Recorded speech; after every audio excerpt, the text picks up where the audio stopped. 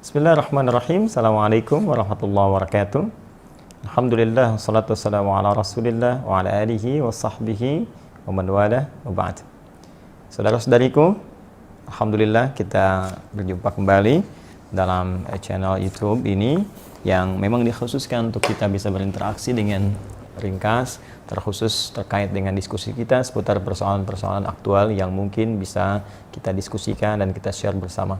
Alhamdulillah, semoga Allah Subhanahu wa taala senantiasa memberikan kesehatan pada kita dan tentunya semoga Allah senantiasa membimbing hidup kita agar lebih baik dari hari-hari sebelumnya.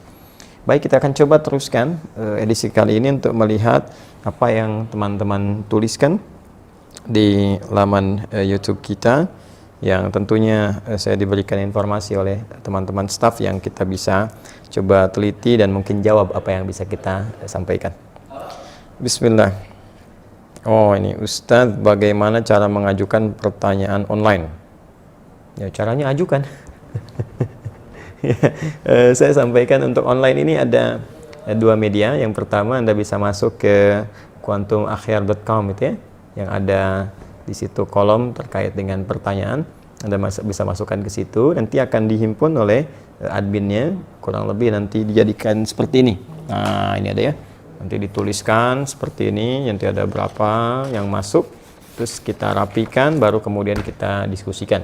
Yang bisa saya jawab, yang tak mampu saya jawab, saya tanyakan pada guru-guru, atau mungkin nanti saya referensikan pada guru-guru lain yang mungkin bisa menjawab. Kemudian yang kedua, di sesi tertentu mungkin ada yang seperti ini, teman-teman bisa cantumkan juga di kolom komentar, mungkin khusus untuk pertanyaan, question and answer. Nanti kita lihat yang mungkin kita bisa perhatikan satu-satu, ada pertanyaan mungkin ada dari admin bisa menyampaikan, insya Allah kita bisa jawab satu persatu yang sekiranya bisa mampu kita dapatkan dan kita jawab ya, kurang lebih demikian. Allah ta'ala a'lam bishawab. Kita lihat yang lain. Semoga kita dan Ustaz sehat di dunia dan bertemu di surga kelak, amin, insya Allah ya, semoga Allah berkehendak, semua berdasarkan kehendak Allah Subhanahu wa ta'ala. Kita tidak bisa menentukan apakah kita akan ke surga atau ke neraka, wallahu a'lam, Allah yang tahu. Kita hanya dituntut untuk berikhtiar. Tapi ada dua syaratnya dalam Al-Quran. Ya, di Al-Quran surah kedua Al-Baqarah ayat 25. Allah berjanji dengan mengatakan, وَبَشِّرِ الَّذِينَ آمَنُوا وَعَمِلُوا الصَّالِحَاتِ أَنَّ لَهُمْ جَنَّاتٍ تَجْرِي مِنْ تَحْتِهَا الْأَنْهَارُ. Ya, dan Muhammad SAW berikan kabar gembira kepada dua golongan. Satu, orang-orang beriman. Wabashiril ladzina amanu, semua orang beriman. Kalimatnya menggunakan kata alladzina. Ya, itu disebutkan setidaknya 1080 kali dalam Al-Qur'an. Alladzina itu mencakup semua, laki-laki, perempuan, besar, kecil, tua, muda, sepanjang mereka mau beriman kepada Allah Subhanahu wa taala. Kemudian keduanya, buktikan iman itu dengan memperbanyak amal saleh. Wa amilus shalihat.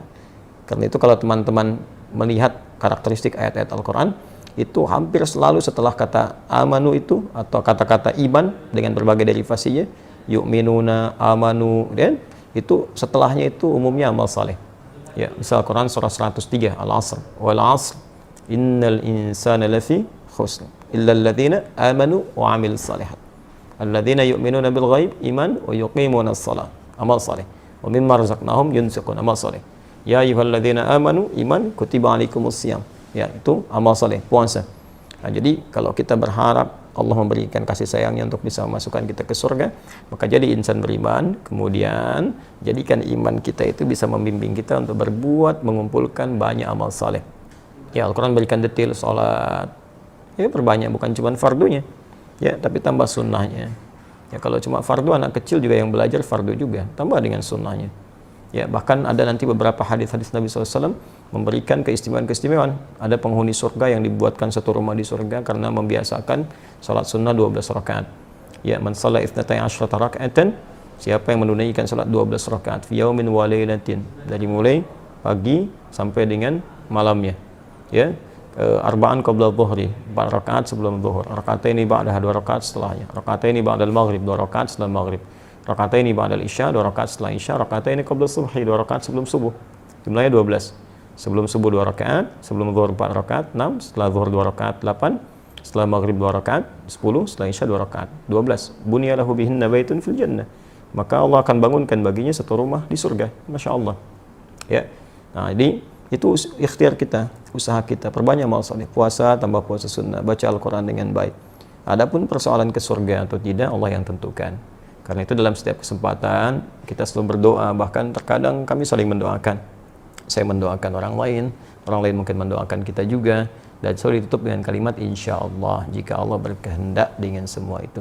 Karena surga diraih dengan rahmat Allah Subhanahu wa taala, tidak dengan yang lainnya. Untuk mendapatkan rahmat itu kita berikhtiar lewat amal saleh. Ya, Allah taala a'lam bis-shawab. Coba kita lihat lagi. Lagi nih. Oh, ini sama dengan yang tadi ya. Ustadz, kalau mau mengajukan pertanyaan lewat online ke channel mana Ustadz tadi sudah kita jawab ya. Baik. Ada lagi yang lain. Bolehkah kita mendoakan yang jelek-jelek kepada orang yang menyakiti kita Ustadz? Dan bolehkah kita bersyukur kepada Allah bila dikabulkan? Terima kasih sebelumnya. Apa yang mau didapat? Ya, kita share satu aja ya. Dalam Al-Quran itu ada ayat di Al-Quran surah ketiga Ali Imran ayat 128 sampai 129. Jadi saya berikan gambaran kisahnya dulu. Nabi SAW di awal masa dakwah itu kedatangan satu utusan ya, dan mengatakan bahwa satu desa tuh masyarakatnya masuk Islam. Senang Nabi, lalu minta orang-orang itu untuk dikirimkan dai untuk mengajar. Dikirim oleh Nabi 70 orang, dalam riwayat disebutkan kurang lebih 70 orang penghafal Quran ya, ahli Quran, orang-orang yang menguasai agama dengan baik pada masa itu ya, dengan kadar yang mungkin didapatkan pada saat itu. Dikirimkan secara singkat, ketika sampai di sebuah distrik namanya Bi'ur Ma'unah ya, tiba-tiba ternyata orang-orang itu dianiaya, bahkan kemudian dieksekusi. Nah, Nabi mendapat kabar dari malaikat sedang menunaikan sholat. Ada beberapa versi riwayatnya, ada yang menyebutkan sedang sholat subuh, ada yang menyebutkan riwayatnya sebelum ruku, ada yang setelah ruku saat i'tidal, ada yang menyebutkan juga di sholat yang lain ya. Intinya informasi itu sampai kepada Nabi, dan Nabi mendoakan ya Allahumma la'an kita, Allahumma adzibhum, ya Allah tolong laknat bani fulan ya, kemudian tolong hukum mereka dan seterusnya. Itu berlangsung selama sebulan. Nah, doanya terasa keras ya, tolong hukum bani fulan, tolong hukum mereka, tolong laknat mereka. Apa yang terjadi? Kemudian Allah turunkan Al-Quran surah ketiga Ali Imran ayat 128. Ya, laisa laka minal amri syai'un aw yatuba 'alaihim aw yu'adzibahum fa innahum zalimun.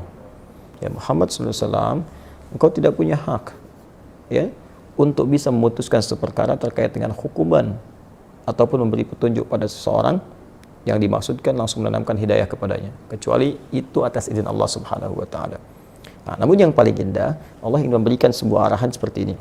Ya, ini sifat maksum Nabi. Jadi ini bagian dari sifat maksum Nabi yang kalau di situ ada sesuatu yang kurang tepat, Allah luruskan. Berhak Nabi meminta. Ya, berhak Nabi meminta. Ya Allah, hukum si fulan, berikan hukuman setimpal, berhak. Tapi Allah berikan suatu arahan yang lain dengan hikmah tertentu. Ya, Allah ingin sampaikan bahwa kalau di awal masa dakwah sedang minta seperti ini, nanti umat itu tidak akan tersisa. Ya, seperti umat-umat yang sebelumnya. Ya, pernah berbuat zalim, kemudian Nabinya meminta kepada Allah dihukum, hukum selesai. Tapi Allah ingin berikan sebuah pelajaran bahwa ke depan akan ada ujian lebih besar daripada ini. Maka diberikan sebuah tahapan bersabar, bersabar, sampai kesabaran itu kemudian memuncak, sampai kemudian pada tingkat maksimal sehingga bisa mengatasi tantangan yang lebih berat lagi. Ya, karena kalau persoalan wafat, ajal juga sudah tiba, ya, sesuai dengan ajal. Hanya nanti tentunya ada balasan-balasan dari Allah. Ada yang karena tidak tahu, mungkin bisa dengan itu kemudian diberikan petunjuk untuk bertobat. Ada yang sengaja melakukan, Allah kirimkan kemudian hukuman, nanti akan turun kemudian hukuman-hukuman berikutnya. Bukan berarti pembuat kesalahan tidak kemudian diproses. Ya, bisa diproses dengan hukum yang berlaku, tapi ada mungkin golongan-golongan tertentu yang tidak tahu dan ikut-ikut di dalamnya. Bagaimana hukum seperti itu? Maka Allah turunkan tadi ayat, setelah ayat itu turun, maka Nabi merubah doanya. Perhatikan doanya. Allahumma hdini fi man hadait, wa afini fi man afait, wa tawallani fi man tawallait, wa barik li fi ma atait. Ya. Kalau kita jamakkan, Allahumma hdina fi man hadait, wa afina fi man afait, wa tawallana fi man tawallait, wa barik lana fi ma atait, wa qina syarra ma qadait. Allahumma hdina fi man hadait, ya Allah, mohon berikan aku hidayah, berikan kami hidayah, dan tempatkan kami di tempat-tempat yang orang mendapat hidayah. Wa afina fi man afait, sehatkan kami ya Allah, dan tempatkan kami di tempat orang-orang yang sehat. Jadi, kalau Anda kerja di tempat orang sehat, Anda bertetangga dengan orang sehat, orang itu dapat hidayah, di kantor dapat hidayah, jadi baik orangnya. Wa tawallana fi man tawallait, palingkan kami dari apa yang Engkau tidak sukai, dan tempatkan kami di tempat-tempat orang-orang yang berpaling dari apa yang tidak Engkau sukai. Barik lana fima a'tait, berikan keberkahan pada kami ya Allah dari setiap pemberian-Mu. Ya, indah.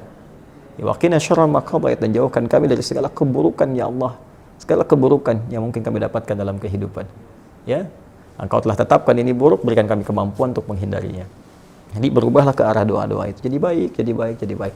Itu yang telah kemudian dikenal dengan doa kunut. Ya, berarti permintaan pada segala hal yang bernilai ketaatan kepada Allah yang sifatnya baik-baik. Jadi kalau Allah saja mengarahkan Nabi untuk mendoakan perilaku buruk dengan kebaikan, maka kita lebih layak untuk mengikuti tuntunan Nabi SAW. Kita doakan yang baik. Ya, toh mohon maaf dia mencela kita itu, celaan dia, ketika keluar celaannya itu sudah memberikan pahala kepada kita. Kenapa harus dengan mencela kembali sehingga mengembalikan pahala yang telah kita dapatkan? Nah, yang kedua, kalau hati kita sudah lapang dengan memaafkan, bukan berarti persoalan dia selesai. Persoalan kita dengan dia diselesaikan oleh Allah. Allah akan lupakan beban-beban pada diri kita tentang dia, dihapuskan. Jadi kita nggak capek mikirin dia hilang. Tapi kalau dia belum minta maaf kepada kita, persoalan dia dengan kita belum selesai.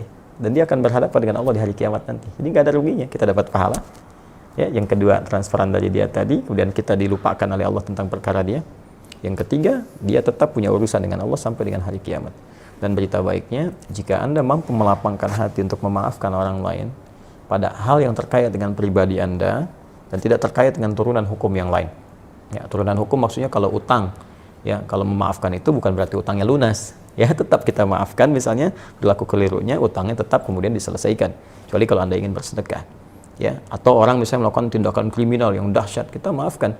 Ya, maaf, tapi kriminal itu tetap diproses untuk memberikan pembelajaran hukum. Kalau secara hukum itu harus diselesaikan.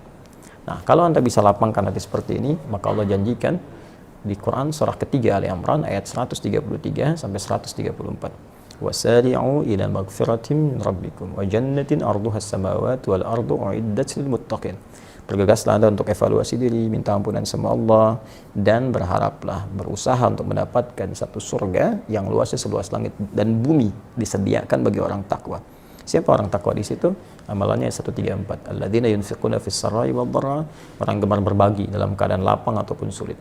Kalau lapang berbagi biasa, ini sulit berbagi masih mau. Ya. Nah, wal kadhiminal ghaidha, yang sanggup menahan amarah, wal 'afina 'anil nas, yang mampu memaafkan kesalahan orang lain. Allahu yuhibbul muhsinin, Allah cinta kepada para pelaku-pelaku kebaikan. Barangkali Anda lulus ujian yang lain, ujian sholat bagus, zakat bagus, tapi Allah ingin menguji Anda dengan hadiah terbesar, yaitu surga seluas langit dan bumi. Dapatkan itu, dan disitulah kesempatannya. Kalau hadiahnya kecil, mungkin ujiannya kecil. Hadiahnya power bank, mungkin ujiannya kecil. Tapi hadiahnya surga, setiap yang didambakan, masa harus tantangannya ringan. Semoga Allah memuliakan kita. Terima kasih. Assalamualaikum warahmatullahi wabarakatuh.